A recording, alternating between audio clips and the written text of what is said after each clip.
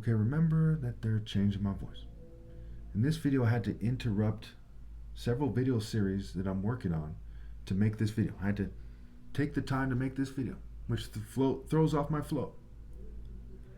This video is about why I yell. Now, first of all, what they're doing is racist in nature. When a racist nation with a long history of racist psychological operations starts harassing a black person and calling him racist names because he won't fall in line with the status quo, with the existing quote-unquote social orders, what have you, that's a racist process. When they do so for years, that's racist. Pretty straightforward. There's no other way to look at it. Now, vir in virtue means man. Okay, to someone who's a virtuous warrior, it's a fate worse than death to be immoral. It's a very depraved state for someone to be in. Okay, I'll never be immoral. People who are immoral are in depraved and miserable states. People who try to change the sound of my voice, to try to make it sound like this or that, try to make it so I sound scared or shady. Okay, they're immoral and in a pitiful state. Every day, 189,000 people die. If you lived and died an immoral life, okay, obviously that's a very, very bad thing to say the least. And the people in your family are very concerned about what happens when you meet your maker. And the people who are still alive, as they look at themselves and ask themselves, well, what do their prayers mean to God when their loved one dies, when they're a bad person? There's so many reasons why I have the upper hand. I have the moral high ground. It's been over since I was born. It's been over since before I was born, as the story goes. So this video isn't about saying, hey, they're racist, and someone arresting them or stopping them. I'm not an optimistic person when it comes to humans. I don't put faith in humans or the justice system. The justice system in America has never brought me justice. All I've seen is disgusting processes and corruption. My experience with the court system is absolutely terrible.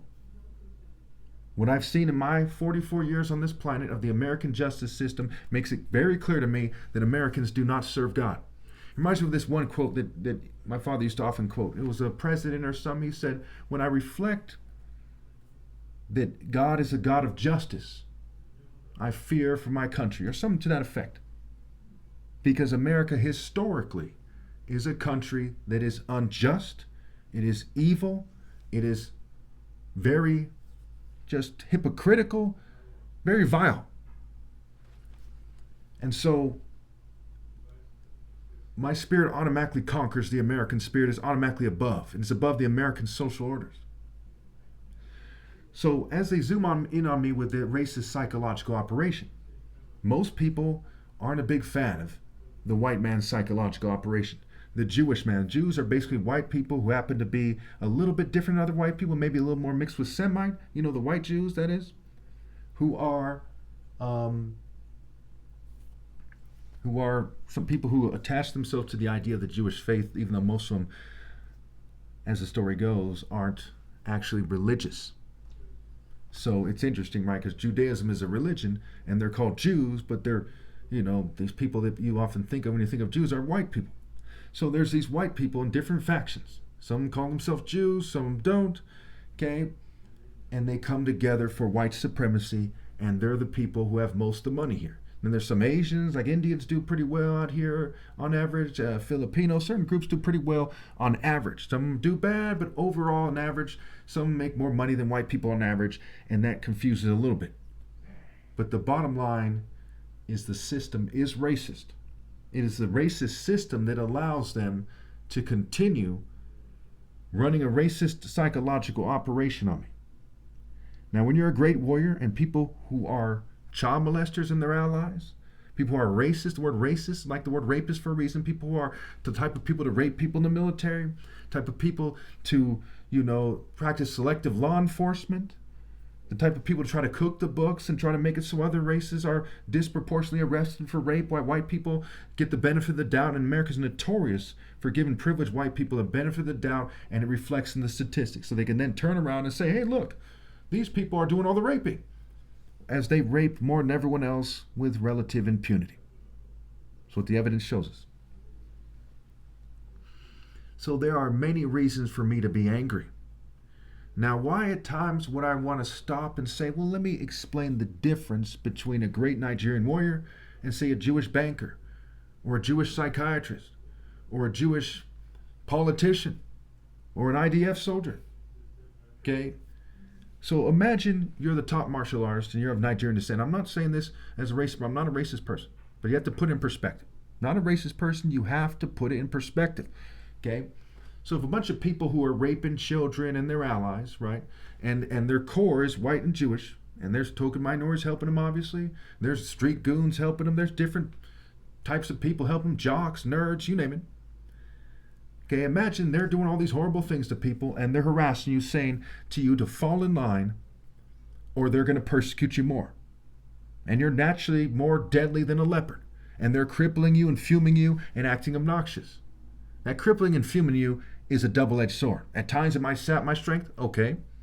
Being crippled might reduce my propensity for violence, okay, but you gave me more of a reason to want to solve the issue one way or another, we'll say. You see how that's problematic for them? Now, if you work in law enforcement, are you supposed to ignore the masses of evidence, the abundance of evidence? There's this racist campaign going on. They're fuming me. They've crippled me. They've blinded me. I even wear glasses now. They blinded me for several days, and now I'm like, I have eye problems.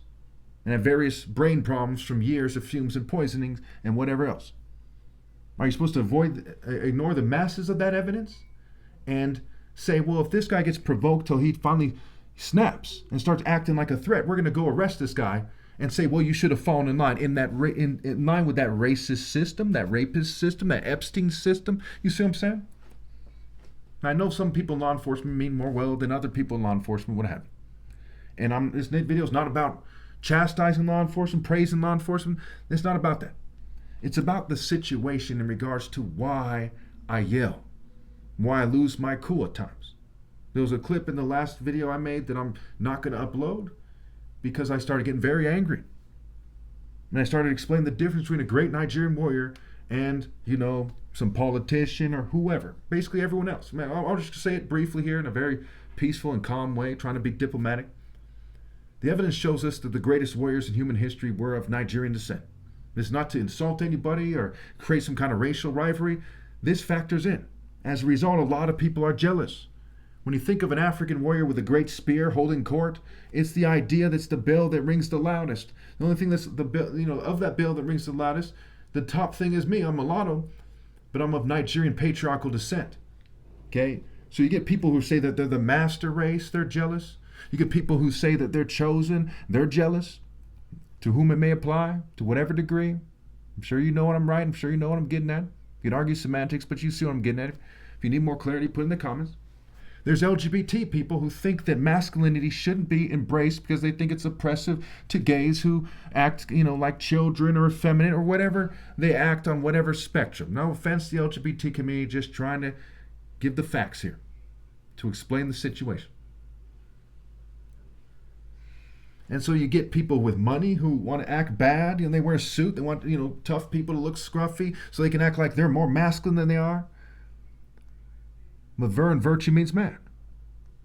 Say martial arts, right? Martial is marital scrambled. It's about building character, right? Being virtuous, being honorable, being righteous in reality. Not honorable in terms of just reputation, but honorable in reality, even if people don't speak well of you. Because woe to you when all woe to you when all men speak well of you. Because that's how their ancestors spoke of the false prophets. It'd be nice if people corrected their mistakes so that statement was no longer true, but it reigns very true today.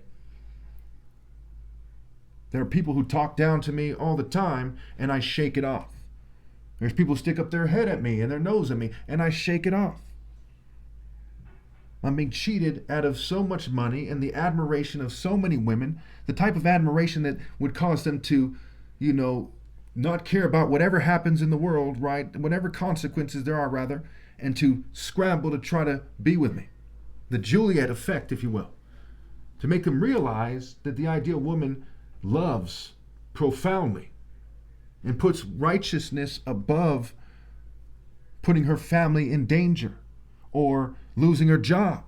That's why the Bible says the two will leave their family and become one flesh.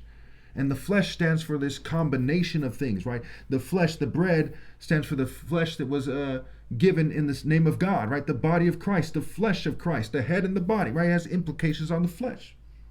The presence, the bread, the flesh, the presence, the symbolism there. So when you look at the situation, you see people aren't very romantic. And they're very scared, right? It says in Proverbs, right? The sluggard says that there's a lion in the street, and so he's not going to go outside because he'll be killed. So it says in Proverbs, it says there's a lion in the city streets, and he doesn't want to be killed. Now, what's it referring to? It's referring to somebody letting danger get in the way of doing what's right. Because Proverbs is about doing what is right, not chasing ill-gotten gain, but walking in the way of righteousness along the paths of justice as a wise person. And it says in the New Testament that wisdom is proven right by her deeds. It's even referring to it as a female, her deeds. So I'm being cheated out of lots of money, the admiration of potential wives, things that people kill people over. People kill people over like $20. People cheat, when they find out their wife's cheating, they kill her. A lot of the times. Okay, I have no violent criminal history. So when it comes to things that might sound like they're a little bit more racial than you'd like to hear, don't forget that everything I say is going to be right, kind of except for, little details and insignificant details. Okay? The core details, the core facts are going to be right. And that they're running a psychological operation on me with extremely racial components in a country that historically used the government. The government used hate groups, the country used the government to persecute black people. So this is a historically racist government running a psychological operation on me to reinforce the historically racist social order, which includes token minorities. If there's a black guy with the Klan, like there was with Emmett Till, with the Klan or some racist group that kills a black person, that mean that group isn't racist? No. It just means that black person is, the type of person who betrays black people, will say. I'm not a racial supremacist, so I hesitate to call him a sellout, because I don't think people should break into camps of race. I'm biracial. And I went way over time here in this video. I'm going to have to shift some stuff around in my phone and delete stuff and data. It's a real pain. So there's a lot going on, a lot of things that logically stress me out. And when someone's doing the right thing, only the most vile country in the world would tell that person to join the masses of idiots to do the wrong thing. And if that person is the Son of God and the most righteous person ever lived, how evil would that country have to be? How despicable, how horribly governed, how purely disgusting and putrid and evil and vile, and how abhorrent would it have to be to tell the most righteous person ever to change his point of view so that he doesn't get angry? Like Christ is a character in the story chasing away the moneylenders, so he doesn't get angry like Samson bringing down the temple on the Philistines or whoever it was. So he doesn't get angry like Joshua at Jericho, like David facing Goliath, like David's mighty men. How stupid would that country be?